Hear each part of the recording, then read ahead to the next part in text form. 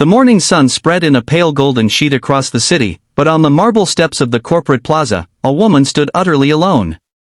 Cars hissed past, heels clicked on the polished floors, and the world moved forward as if she were invisible. Her expensive coat was dusted with road grit, her hair slightly tousled from travel, and in her eyes was a quiet storm she tried desperately to hide. No one realized who she was.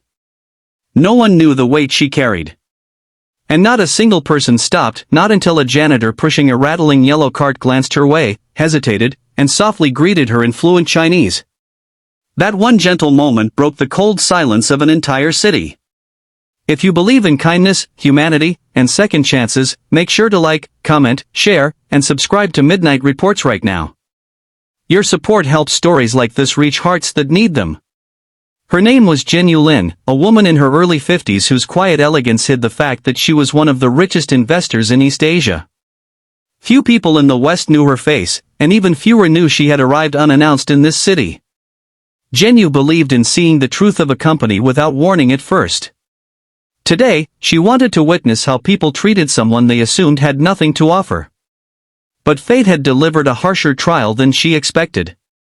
Her phone had slipped from her hand into a puddle outside the airport, rendering it unusable. The driver she had booked never showed. And now, carrying 2 heavy suitcases, she stood at the entrance of a towering building she might soon own shares of, yet no one spared her even a glance. Employees brushed past her as if she were air. Some saw her struggling with her luggage but turned away with polite, empty smiles. Others wrinkled their brows at the thought of a stranger blocking their path. She would have asked for help, but her English adequate in meetings felt clumsy in personal moments like this. The words knotted in her throat, and pride kept her standing stiff, refusing to look lost. It wasn't the inconvenience that hurt her, it was the memory of childhood days when she was dismissed and ignored simply because her family was poor. She had climbed out of that life on determination alone, yet the sting of being treated as lesser never fully faded. Just when hopelessness began pressing into her chest, the sound of a mop bucket rolling across tile reached her ears.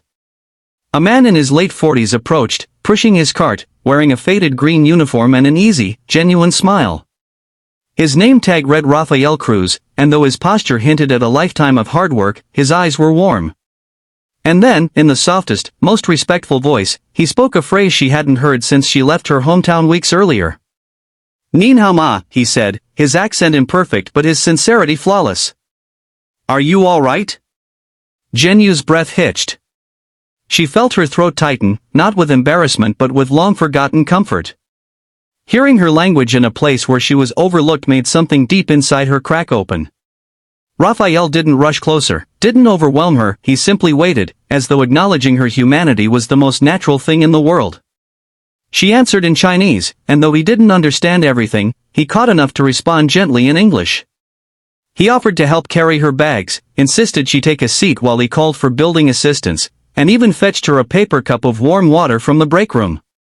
Employees passing by shot him disapproving looks, as if helping someone so plainly was a waste of time. But Raphael didn't care. He had once arrived in this country with nothing but a backpack and the hope that strangers might show him basic decency. That memory guided every choice he made. When the building's front desk staff finally came hurrying over, suddenly realizing they had ignored a potential VIP, their tone shifted instantly. They apologized profusely, offered her access to the executive lounge, and tried to usher her away from the janitor as if wanting to erase the fact he had been the first to show kindness. But Jinyu stayed rooted beside Raphael. She insisted he remain with her as she checked in, insisting she trusted him more than anyone else who had passed her by that morning. Hours later, after attending a meeting disguised as a simple observer, Jinyu requested a private walkthrough of the building. She asked for one specific person to accompany her, the janitor who had greeted her in Chinese. Raphael wasn't sure why he was chosen. He wiped his hands nervously on his uniform, apologizing for not being dressed professionally enough. But Jinyu silenced his worry with a simple statement, "You treated me like a person before you ever knew my name." As they moved through the bright hallways and busy floors, she asked him about his life, his family, and the difficulties he faced.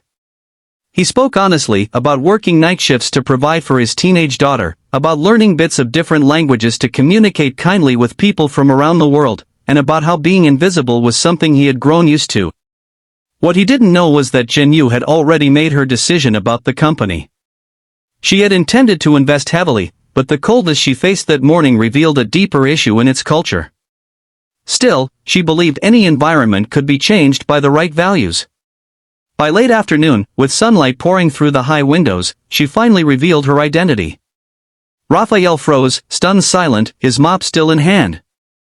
Jinyu bowed her head slightly, an earnest gesture of gratitude, and thanked him again for treating her with humanity when others saw only a burden. She told the company board she would proceed with the investment, but with one condition: a new cultural program focused on empathy and respect, led in part by employees like Raphael, who embodied those values rather than merely preaching them. The board agreed. They had no choice, her influence was far too powerful. But more importantly, they seemed genuinely moved by the story. Raphael was offered a promotion into a training and employee wellness role, and though he struggled to believe it at first, Jinyu made sure the offer was real and permanent. Near the end of her visit, she returned to the lobby where it all began. She handed Raphael a small envelope, a scholarship fund for his daughter, and told him that kindness, even quiet kindness, travels farther than any investment she had ever made.